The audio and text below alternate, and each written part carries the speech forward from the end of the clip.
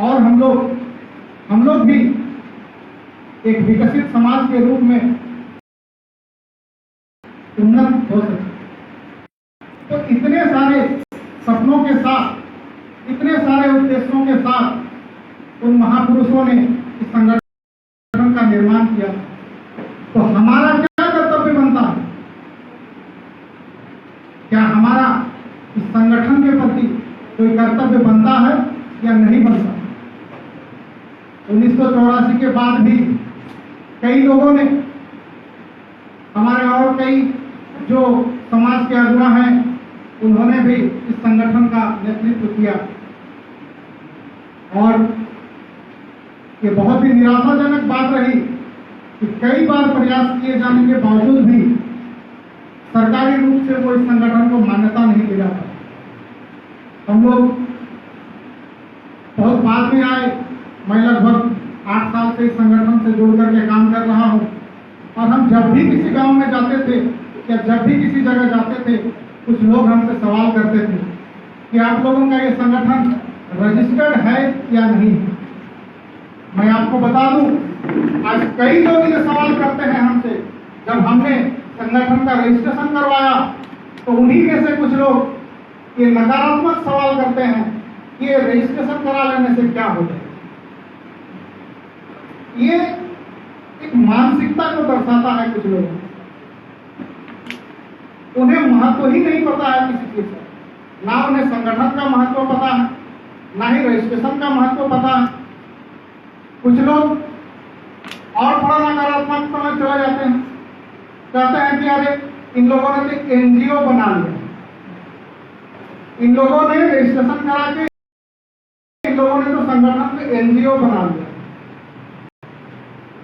तो भाई मेरे, इस संगठन को जब आप रजिस्टर करवाओगे तो वो या तो ट्रस्ट एक्ट के तहत होगा या तो सोसाइटी एक्ट के तहत होगा, और वो अल्टीमेटली वो एनजीओ ही बनता है, जिसका फुल फॉर्म होता है नॉन गवर्नमेंट ऑर्गेनाइजेशन। कैसा सोच लेकर के ये लोग समाज चलाते हैं, इसी में समझ में आता है हम लोग। इन लोगों का कोई सोच ही नहीं। तो मैं बात कर रहा था इस आदिवासी कुर्मी समाज संगठन के उद्देश्यों की, इनके सपनों की। आज जिस जगह में हम लोग बैठे हैं, इस जगह को कोई मामूली जगह आप लोग मत समझिए। इसको हम लोग कुर्मी कुंभा के नाम से जानते हैं। ये एक तरह से कहा जाए तो ये हम लोगों का, कुर्मियों का एक धाम की तरह है। इस जगह से बहुत सारे ऐसे समाज के लोग यहाँ से बहुत कुछ ऐसा कुछ सीख करके गए हैं और उसी को समाज में आगे बढ़ा रहे हैं। मैं खुद अपनी बात कर रहा हूँ। मैं भी 8 साल पहले ऐसे ही यहाँ एक कार्यक्रम था, वहां पर मैंने आया था पहली बार। हालांकि उसके पहले ही मैं जुड़ा था, लेकिन उस समय मैं बहुत कुछ नहीं जानता। यहाँ बैठ करके मुझे जो कुछ जानने का मिला, जो कुछ सीखने को मिला, उसी से मुझे जानने की, सीखने की मेरा आग्रह बढ़ा। और मैंने गहरे अध्ययन करके, तरह तरह की किताबें, नोटिफिकेशन पढ़ करके, और जितने भी हमारे समाज के जहाँ जहाँ भी जो चीज लिखा हुआ है, सारा चीज का अध्ययन करके मैंने समाज के चीजों को खंगालने का काम किया, बाहर निकालने का काम किया। और इस जगह में पिछले दिनों, इस जगह से जहां से हमने ये सीख करके गया कि कुर्मी क्या होता है, कुर्माली क्या होता है और सरना क्या है, वजह से हमारा पहचान लगभग 100 साल पहले धूमिल किया गया था। और जिस वजह से हमें हमारे मूल और वास्तविक पहचान से वंचित होना पड़ा था, हमने यहीं से सीखा था। इस जगह से हमने सीखा, हमने जाना कि हम कुर्मी नहीं हैं, कि हम कुर्मी हैं। भले ही हमें हमारे खतियानों में विभिन्न नामों से अंकित कर दिया गया हो, इस बारे में हमने बहुत जगह बात की है। तो यहां से हमने सीखा कि हम कुर्मी नहीं, हम कुर्मी हैं। और मुझे दुख हुआ, मुझे बहुत ज्यादा अफसोस हुआ और ग्लानि महसूस हुई जब इसी जगह में पिछले 10 जुलाई को एक कार्यक्रम आयोजित हुआ था और उसमें बैनर लगा हुआ था टोटेमिक कुर्मी ऑब्लिक कुर्मी समाज। ये अंदर से आघात लगता है कि जिस जगह से हमें सिखाया जाता है कुर्मी कुर्मानी सारना, आज वहां पर क्या कर रहे हैं लोग? ये कौन सी विचारधारा लेकर के चल रहे हैं और ये कौन सी विचारधारा समाज के ऊपर थोपना चाह रहे हैं?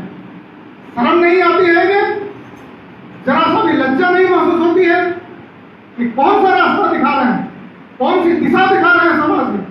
और उनमें से भी कुछ वैसे लोग जो खुद हमेशा कुर्मी कुर्मी कहते हुए थकते नहीं थे कि हम कुर्मी नहीं, हम कुर्मी हैं, वैसे भी लोग यहाँ मौजूद थे। और आने वाले दिनों में भी वैसे लोग बंगाल, उड़ीसा, झारखंड में इस तरह के कार्यक्रम करके लोगों को दिग्भ्रमित करने का काम कर रहे हैं। इन लोगों को बताना चाहिए समाज को कि ये उस समय सही थे या आज सही है। अगर उस समय सही थे तो आज गलत है, और अगर आज गलत है तो उस समय, अगर आज सही है तो उस समय गलत है। ऐसे लोग समाज का नेतृत्व करेंगे, समाज को सही दिशा में लेके जाएंगे, समाज को उसके मंजिल तक पहुंचाएंगे, उसके हक अधिकार दिलाएंगे। ये आपको खुद को सोचने समझने का जरूरत है। गलत और सही का निर्णय हमें नहीं लेना है, इस समाज को लेने का समय है, इस समाज को लेने का वक्त है। और नहीं तो ऐसे ही लोगों के चंगुल में पड़कर हमेशा गलत दिशा में भटकते रहेंगे और हमें हमारा हक अधिकार कभी नहीं मिलने वाला। जो लोग आज तक ये नहीं समझ पाए कि हम कुर्मी हैं कि कुर्मी हैं, ये लोग समाज को क्या उसका हक अधिकार दिलाएंगे, ये आपको सोचने और समझने की जरूरत है। मैं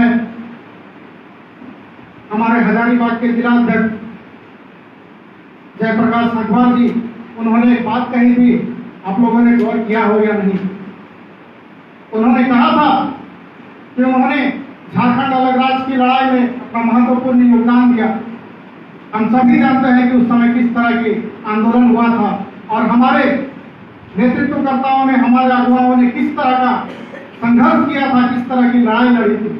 और उन्होंने एक बात ये भी कही कि ये लड़ाई, हमारी जो ये लड़ाई है, ये कोई अलग राज्य की लड़ाई नहीं है। यही बात हम समाज को समझाना चाहते हैं। हमारी लड़ाई कोई आजादी की लड़ाई नहीं है, हमारी लड़ाई कोई अलग राज्य की लड़ाई नहीं है। हमारी जो लड़ाई है ये हमारे अस्तित्व की लड़ाई है, ये पहचान की लड़ाई है, ये लड़ाई संवैधानिक लड़ाई है, कॉन्स्टिट्यूशनल राइट्स की लड़ाई है। और इसीलिए इस लड़ाई को लड़ने का तरीका भी अलग है। जो लोग इस लड़ाई को उसी तर्ज पर लड़ना चाहते हैं वो सरासर हमारे लोगों को एक गलत दिशा में, एक गलत रास्ता में भटकाने का काम करते हैं। ये सब कुछ हो रहा है और इसके पीछे कहीं ना कहीं हमें ऐसा महसूस होता है, इसके पीछे कहीं ना कहीं किसी राजनीतिक तत्व का भी हाथ हो सकता है। तो मैं समाज से यही कहना चाहूंगा कि इस तरह के भटकावे में ना आए और किसी राजनीतिक महत्वाकांक्षा या निजी स्वार्थ के मद्देनजर समाज की लड़ाई को, समाज का जो हक अधिकार है, समाज की भाषा, संस्कृति, परंपरा की लड़ाई है, इसको इस तरह से जाया ना करें और अपना समय, अपना ऊर्जा, अपना पैसा, ये सभी कुछ सही दिशा में खर्च करें। तभी हमारी लड़ाई सही मायने में हम लोग उसको लक्ष्य तक पहुंचा सकते हैं। आज बहुत सारे संगठन, मैं कहने को मजबूर हूं, हम शांति से अपना काम कर रहे थे, हम शांति से अपना काम कर रहे थे, लेकिन जिन लोगों के साथ हम काम कर रहे थे उन्हीं लोगों ने हमें ठगने का काम किया, उन्हीं लोगों ने हमें छलने का काम किया और उन्हीं लोगों ने हमें धोखा देने का काम किया, हमारे पीठ पीछे छुरा घोंपने का काम किया। इस झारखंड राज्य में सभी राज्य से ज्यादा हमने काम करके दिखाया हर क्षेत्र में, लेकिन उन्होंने क्या किया?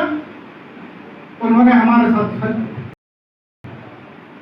मजबूरन हमें यह निर्णय लेना पड़ा कि इन जैसे लोगों के साथ, इन जैसे दगाबाज लोगों के साथ हम काम नहीं कर सकते हैं, नहीं तो समाज को कभी हम सही रास्ते पर नहीं ले जा सकते। और इसी निर्णय के साथ हमने ये फैसला किया कि आदिवासी कुर्मी समाज संगठन, जिस संगठन के नाम के साथ ऐसे ऐसे महापुरुषों का नाम जुड़ा हुआ है, उन महापुरुषों के नाम को हम खराब नहीं होने देंगे, उसको बदनाम नहीं होने देंगे, उसकी छवि को हम लोग खराब नहीं होने देंगे। और इसी के तहत हमने उसी दिन प्रण कर लिया था कि इस आदिवासी कुर्मी समाज संगठन को हम इस तरह के नेतृत्व के हाथों में हम नहीं जाने देंगे। और इसीलिए हम सभी ने मिलकर ये फैसला किया और इस संगठन को हमने रजिस्टर्ड करवाया, ताकि आने वाले दिनों में कोई इस संगठन के नाम का दुरुपयोग ना कर सके, इस संगठन के नाम से कोई आलतू फालतू ऐरा गैरा काम ना कर सके। क्योंकि किसी भी संगठन का एक नियम होता है, एक ढांचा होता है, एक व्यवस्था होता है और उसी के तहत कोई संगठन चलता है।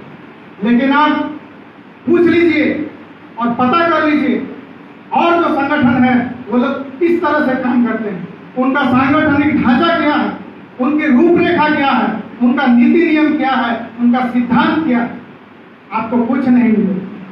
लेकिन हमने इस संगठन को एक सांगठनिक ढांचा देने का काम किया। आप सभी के सहयोग से हमने 1 साल के अंदर में इस संगठन को जिस तरह से विस्तार देने का काम किया है, ताकि समाज के लोगों के बीच में हम ज्यादा से ज्यादा पहुंच सके और ज्यादा से ज्यादा हम अपने समाज की बातों को लोगों को जागरूक कर सके। और किसी भी संगठन का एक नीति नियम होता है, सिद्धांत होता है, उसके तहत चलना पड़ता है कि हाँ, किसी भी संगठन में अगर व्यक्तिवाद हावी हो और अगर कोई कहे कि मैं जो कहता हूं वही आपको करना है, ना आपको कोई सवाल करने का अधिकार है, ना आपको कोई सुझाव देने का अधिकार है, तो आप ही बताइए कि क्या ऐसा संगठन कहलाएगा? क्या ऐसा संगठन कहलाएगा? तो ऐसा काम करते हैं लोग। लेकिन हमने इस सिद्धांत को पूरी तरह से बदल कर रख दिया और इसी बात को कुछ लोगों द्वारा हजम नहीं हो रहा कि आखिर ये लोग क्या कर रहे हैं। इन लोगों ने तो पूरा हमारे सिस्टम को ही हिला कर रख दिया। हमने व्यक्तिवाद से ऊपर सामूहिकतावाद के सिद्धांत को हमने महत्व दिया और पिछले 1 साल में जितने भी हमारे काम हुए सभी सामूहिक निर्णयों के आधार पर लिए गए फैसलों के आधार पर हमारा काम हुआ। हमने जमीनी स्तर से लेकर के सरकारी स्तर, विभागीय स्तर, मंत्रिमंडल स्तर तक हर तरह का काम हमने इस 1 साल के दौरान किया। अभी हमारे सलाहकार सुधांशु सर बता रहे थे गाजरोपा हमलोगी के बारे में। कुछ लोग टिप्पणी कर रहे थे जब हम गाजरोपा हमलोगी कर रहे थे, तो कुछ लोग हमारे ही समाज के कुछ लोग टिप्पणी कर रहे थे। ये कौन लोग थे? वही कुर्मी वाले लोग टिप्पणी कर रहे थे हमारे ऊपर कि ये गाजरोपा हमलोगी करके क्या होगा। अरे नादान, आखिर तुम लोग कौन सी लड़ाई लड़ रहे हो? किस समाज की लड़ाई लड़ रहे हो? खाली रोड में चिल्लाने से और हल्ला करने से आपको आपका हक अधिकार मिल जाएगा? इसका उदाहरण मैं देता हूं आपको। हमारा जो मांग है कि कुर्मी को अनुसूचित जनजाति में शामिल करना है, उसके साथ ही हमारा एक और मांग है, कुड़माली भाषा को संविधान की 8वीं अनुसूची में शामिल करना। लेकिन किसी भाषा को 8वीं अनुसूची में शामिल करने के लिए क्या क्या प्रक्रियाएं होती हैं, क्या ये उन्हें पता है? क्या इस बात की जानकारी उन्हें है? अगर है तो उनसे पूछ करके देखिए, और अगर जानकारी है तो उन्होंने इस संबंध में क्या काम किया है, उन्होंने कुड़माली भाषा के लिए उन्होंने क्या काम किया है, ये भी उनसे पूछ कर। तो क्या खाली कह देने से आपकी भाषा को 8वीं अनुसूची में शामिल कर देगा? जनगणना में हमारा कुड़माली भाषा का कोड नहीं, पिछले 70 सालों से हमारे भाषा का कोड नहीं है जनगणना में। आज तक किसी का ध्यान दिया इसके ऊपर? इन 70 सालों में 7 बार जनगणना हो गई, क्या किसी ने ध्यान दिया इसके ऊपर? नहीं दिया। लेकिन हमें जब पता चला, जब हमने इसके बारे में रिसर्च किया और हमें पता चला, तब हमने प्रयास किया। पूरे 1.25 साल झारखंड राज्य स्तर से लेकर के दिल्ली केंद्र स्तर तक हमने हर विभाग, हर मंत्रालय और विधायक से लेकर के सांसद और मंत्री तक हमने कुड़माली भाषा कोड की मांग को लेकर के और कुड़माली भाषा कोड लागू करने को लेकर के हमने प्रयास किया। और कितना प्रयास किया, कितना संघर्ष किया और क्या क्या कष्ट सहे, इसके लिए हमने ये बातें आप सभी को अच्छी तरह से मालूम है। सबसे पहले जिस समय कोरोना का पीक पीरियड था, जब लोगों ने घरों से निकलना बंद कर दिया था, जब लोगों को घर से निकलने के लिए मना कर दिया गया था, उस वक्त हमने ये मुहिम शुरू किया था। इधर से जमशेदपुर से हम लोग और रामगढ़ से बैजनाथ जी लोग, सारे लोग रांची आए, वहां जाकर के विभाग में जाकर के बात किए और वहां कन्वेंस किया उनको, और उसके बाद हमारी बात आगे बढ़ी वहां से। इसके बाद की प्रक्रिया मैं यहाँ लंबा नहीं कर रहा हूँ, विस्तारित नहीं कर रहा हूँ, मैं केंद्रीय अधिवेशन में जरूर इन सभी बातों को रखूंगा। तो ये भाषा को लेकर के हमने फिर इसके बाद जितने भी हमारे विश्वविद्यालय हैं, हमने विश्वविद्यालय में ज्ञापन देने का काम किया, महाविद्यालयों में ज्ञापन देने का काम किया है, और इस तरह से हमने भाषा को लेकर के हमने काम किया। जो लोग गाजरोपा हमदुमी के बारे में सवाल कर रहे थे, मैं उनसे पूछना चाहता हूं कि उनका धर्म क्या है। मैं उनसे जानना चाहता हूं कि वो कौन सा धर्म का पालन करते हैं। अगर वो खुद को आदिवासी कहते हैं या फिर जनजाति कहते हैं या फिर अनुसूचित जनजाति में शामिल होने की बात करते हैं, तो बताए, स्पष्ट करें कि उनका धर्म क्या है। अगर उनका धर्म प्रकृति धर्म नहीं है तो फिर उनसे बात करना बेकार है, और अगर उनका धर्म प्रकृति धर्म है तो फिर आप कौन सा प्रकृति धर्म मनाते हैं, कौन सा प्रकृति धर्म मानते हैं। और इसी से समझ में आता है, पता चलता है कि वो लोग जमीनी स्तर पर काम नहीं करते। आज हमारे गहरा सरना की क्या स्थिति है, जो हमारे प्रकृति धर्म का मूल केंद्र है, इसके बारे में उन लोगों को कोई जानकारी नहीं है। वो लोग जानकारी लेना भी नहीं चाहते हैं और उन लोगों को सुधार करना भी नहीं चाहते। हमने कुड़माली भाषा को कुड़माली में संशोधन कराया, हजारीबाग, धनबाद, कोल्हान, रांची बाकी है। हमने धर्म के लिए ये गाजरोपा हमदुमी कोई साधारण वृक्षारोपण कार्यक्रम नहीं था भैया, ये हमारे धर्म के संरक्षण के लिए ये गाजरोपा हमदुमी, ये हमारे धर्म के संरक्षण के लिए हमने गाजरोपा हमदुमी चलाया। इनको ये बातें समझ में नहीं आएंगी क्योंकि इन्हें इन सब बातों से कोई मतलब नहीं। और यहाँ जो सबसे बड़ा कंफ्यूजन की बात आती है कुर्मी और कुर्मी की, ये बातें हमने 1000 बार कहते कहते हम थक चुके हैं। इसके संबंध में एक नहीं कई विद्वानों ने लिख करके गए हैं, जिसे हमने रांची में प्रेस कॉन्फ्रेंस करके सारे पत्रकार बंधुओं को दिया था, जमशेदपुर में कॉन्फ्रेंस करके सारे पत्रकार बंधुओं को दिया। ये सभी जगह हमने साझा भी किया और हमने बताया कि भैया हम कुर्मी नहीं हैं, हम कुर्मी हैं। अब क्यों जो गलती 100 साल पहले हमसे हुई थी या हमसे करवाई गई थी, जो साजिश हमारे साथ रची गई थी, जिस साजिश की वजह से जो एक बड़ा कारण बना हमें हमारे संवैधानिक अधिकार से वंचित होने के लिए, आज उसी गलती को दोहराकर आप हमारा संवैधानिक अधिकार हासिल करना चाहते हैं। ये कौन सी समझदारी दिखा रहे हैं आप? जरा सी इतनी सी बात पर आप स्पष्ट नहीं हो पा रहे हैं, जो कि सरकार खुद मान रहा है कि भैया आप लोग कुर्मी नहीं, आप लोग कुर्मी हैं।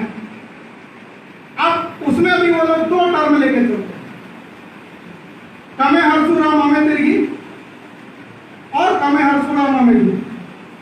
लेकिन अगर खतियान की भी बात करें तो हमारे खतियान में, झारखंड में खास करके कुर्मी के खतियान में 6 तरीके से लिखा हुआ है। तो ये बाकी 4 लोगों को कहां छोड़ रहे हो भैया? अब किसको बेवकूफ बना रहे हो, किसको छलने का काम कर रहे हो, इसका जवाब कौन देगा और इस बात को समझेगा कौन? इस बात को हमारे समाज को खुद समझना और कुर्मी कहा देने से ही ये जितने भी हम लोग झारखंड राज्य में खास करके जो हम BC 1 के अंतर्गत जो हम लोग आते हैं कुर्मी, खतियान में चाहे आपका कुछ भी लिखा हो वो सभी मूल रूप से कुर्मी है। इस बात को सरकार भी मानती है और सभी कोई इस बात को मानता है। तो फिर हमें मानने में क्या प्रॉब्लम है, हमें मानने में क्या समस्या है?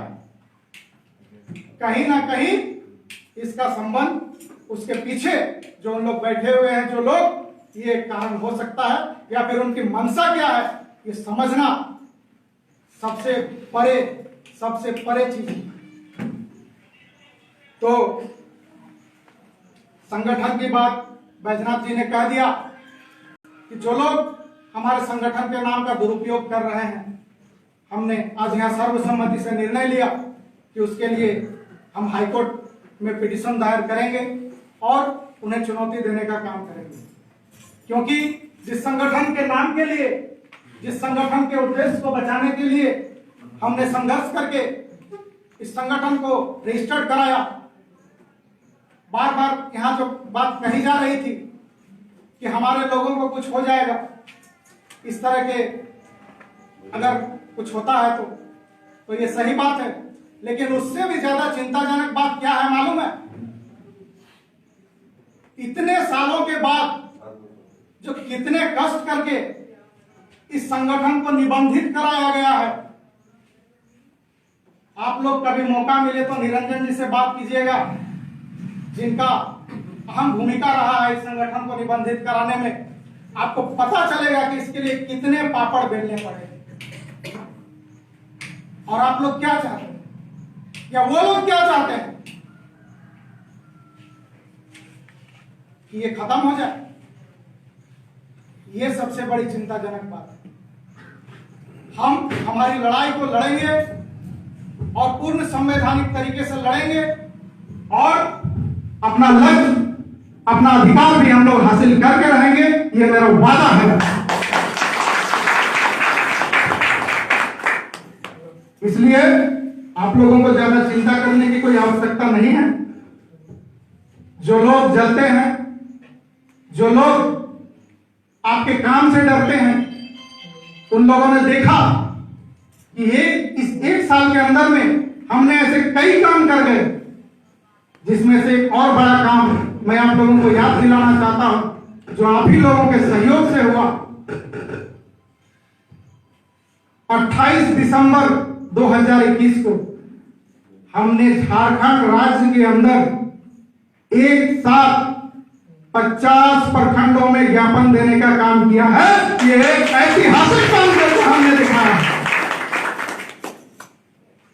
और फिर 8 जनवरी 2022 को इस झारखंड राज्य के अंदर 10 जिला में एक साथ ज्ञापन देने का काम किया है। ये भी एक ऐतिहासिक काम करके हमने दिखाया। आखिर हमारे काम में कहां कमी और हमारे दिशा में कहां भटकाव है?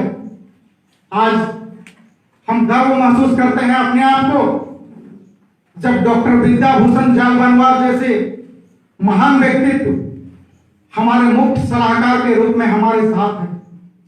हमारे साथ बैठे हैं सर पन्नालाल महतो जी, डॉक्टर सुधांशु शेखर महतो जी, ये हमारे सलाहकार के रूप में हमारे साथ हैं।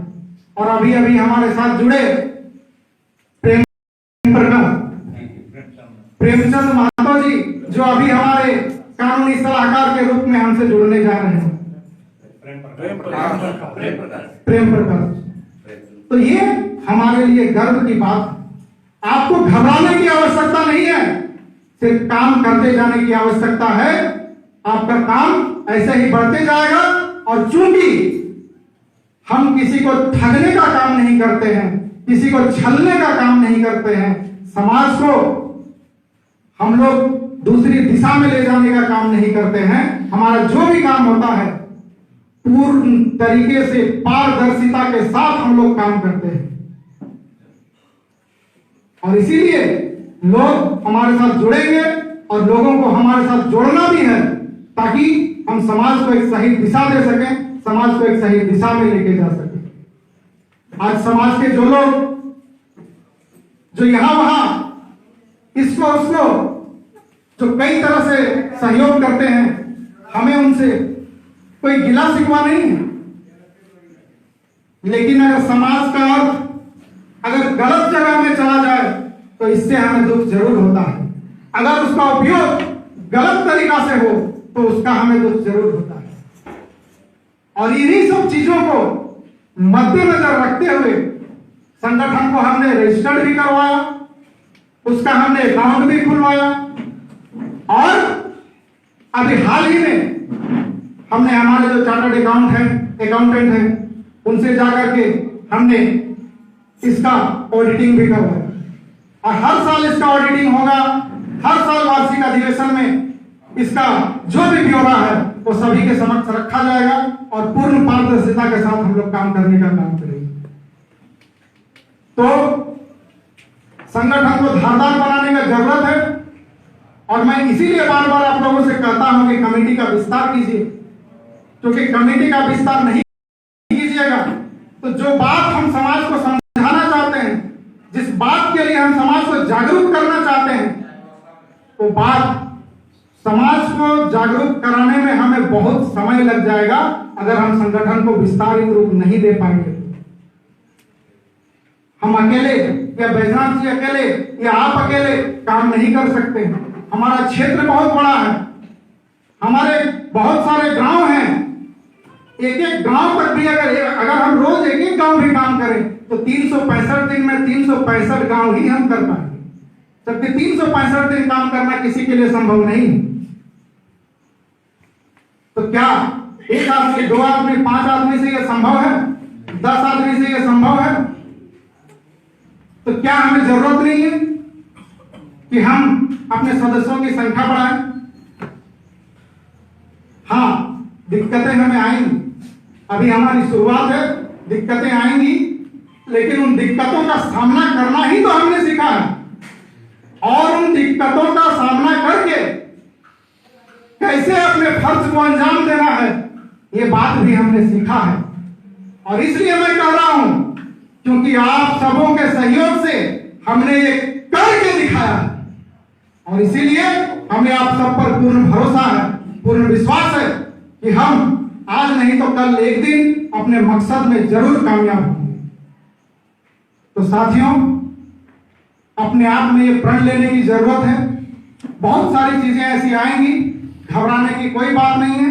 निरंजन जी ने कुछ हिंट्स भी आप लोगों को दिया कि हमें किस किस तरह के बातें हमारे बीच आ रही हैं और आगे चल करके क्या हो सकता है।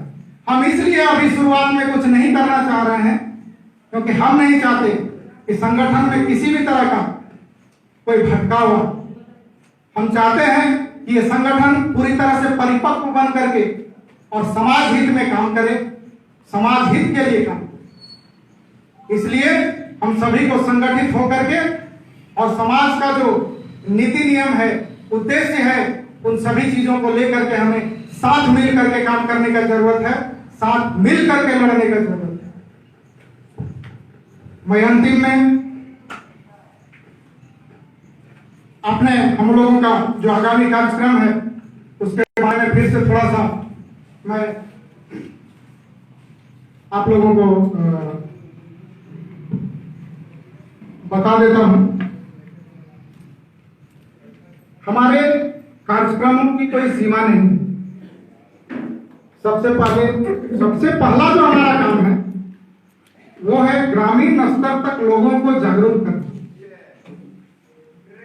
जमीनी स्तर में जागरूक करना लोगों को अपने भाषा, संस्कृति, धर्म, परंपरा के रूप में। हमारे केंद्रीय उपाध्यक्ष चंद्रमोहन महतो भाई महिलाओं के बारे में कुछ बता रहे थे कि हमें महिलाओं को जोड़ने की आवश्यकता है। क्यों आवश्यकता है? क्योंकि महिलाएं ही घर की मुख्य होती हैं और महिलाएं ही हमारे जितने भी कार्यक्रम हैं, चाहे वो नारता हो, बिहा हो, मरखी हो, या जितने भी हमारे पर्व संस्कृति हैं, सभी जगह उनका ही सबसे मुख्य भूमिका रहता है। इसलिए हमें उन्हें जागरूक करने की सबसे ज्यादा जरूरत है। और हमने इसका प्रोसेस भी शुरू कर दिया। अभी पिछले दिनों आपने देखा होगा, हमने 2 बैठक किया महिलाओं को लेकर के, और इतना इंटरेस्ट है उनके अंदर, आप विश्वास नहीं कीजिएगा। आपको सिर्फ उनके बीच जाने का जरूरत है, उन्हें अपने भाषा, संस्कृति और परंपराओं के बारे में, नेक नीति के बारे में सिर्फ बताने का जरूरत है। वो आपसे खुद पूछेंगे, वो आपको खुद बुलाएंगे, ये मैं आपको गारंटी दे रहा हूं। इसका उदाहरण हमने पिछले कुछ दिन पहले एक जगह कार्यक्रम किया, और वहीं से फिर हमें बुलावा आ रहा है कि आप लोग फिर आइए, अब हम लोग बड़ा कार्यक्रम करेंगे। अगल बगल की जितनी महिलाएं हैं सबको बुलाएंगे, और हम आप लोगों की बातों को सुनना चाहते हैं। आप जो बातें हैं उनको जानना चाहते हैं, हम अपने समाज के बारे में जानना चाहते हैं, जो हम कहीं ना कहीं भूलते जा रहे हैं, कहीं ना कहीं हम भटकते जा रहे हैं। अगर आज हम नहीं जान पाएंगे तो हमारी आने वाली पीढ़ी इन सभी चीजों से बहुत दूर चला जाएगा, और इतना दूर चला जाएगा कि उन्हें फिर वापस लाना मुश्किल हो जाएगा। इसलिए शिक्षा जरूरी है। शिक्षा के साथ साथ हमें अपने बच्चों को अपने भाषा, संस्कृति के बारे में भी जानकारी देने का जरूरत है। तो हमारा जो कार्यक्रम होगा आगे, ये अभी जुलाई महीना हमारा खत्म हो रहा है, तो हमारे बहुत सारे महापुरुष हैं, जिनमें हमारे झारखंड आंदोलन से जुड़े शहीद शक्तिनाथ महतो भी हैं। 2 अगस्त को उनका जयंती है, हम उन्हें भी पालन करते हैं। 8 अगस्त को इस झारखंड के मसीहा कहे जाने वाले शहीद निर्मल महतो का शहादत दिवस है। हम जिला स्तर पर उनका श्रद्धांजलि सभा आयोजन करने का काम करते हैं। और चूंकि ये पहला हमारा संगठन है जो आदिवासी नाम के साथ, और आदिवासी का जो सिद्धांत है, सामूहिकता का जो सिद्धांत है, उसको लेकर के चलता है। तो 9 अगस्त को जो विश्व आदिवासी दिवस मनाया जाता है, उसे भी हम लोग पिछले 3-4 साल से मनाते आ रहे हैं। तो हम लोग उसको भी हर साल इसी तरह से जिला स्तर पर मनाते रहेंगे। और इस तरह से हमारे कई कार्यक्रम हैं। 6 सितंबर को अन्याय दिवस है, वहीं से हमारा करम पर्व भी शुरू होने वाला है। और इसके बाद हमारा 24-25 सितंबर को जो रामगढ़ में प्रस्तावित है केंद्रीय वार्षिक अधिवेशन, उसकी भी तैयारी हमें करनी है। और उस माध्यम से हमें समाज को, इस संगठन को कैसे सशक्त बनाना है, और समाज के काम को कैसे आगे बढ़ाना है, और उसे कैसे मुकाम तक पहुंचाना है, इसकी भी हमें परिचर्चा करनी है। और मैं ये संदेश देना चाहता हूं कि जो कुछ दूसरे संगठनों द्वारा अभी जो कुछ भी निर्णय लिया गया है, या फिर जो कुछ भी उनका प्रस्तावित कार्यक्रम है, हमारे इस संगठन का उनके उस प्रस्तावित कार्यक्रमों से कोई संबंध नहीं है, कोई लेना देना नहीं है। हमारा जो मूल सिद्धांत है इस संगठन का, हम उस मूल सिद्धांत के साथ इस संगठन और इस समाज का काम करते आ रहे हैं और करते रहेंगे। और 24-25 सितंबर को जो हमारा केंद्रीय अधिवेशन है, उसी के तहत उसके पहले 20 सितंबर को हम लोग उसका तैयारी बैठक भी करेंगे, जो कि हमारे केंद्रीय कार्यालय के समक्ष हम लोग इसको करने का काम करेंगे। तो इतनी सब बातों को कहते हुए मैं आप सभी का पुनः धन्यवाद करते हुए, और आप सभी को जो इतने दूर दराज से आप सभी अपना समय निकाल करके यहाँ पहुंचे हैं, आप सभी को हार्दिक जोहार करते हुए मैं अपने वक्तव्य को यहीं विराम देता हूं। आप सभी को जोहार, धन्यवाद।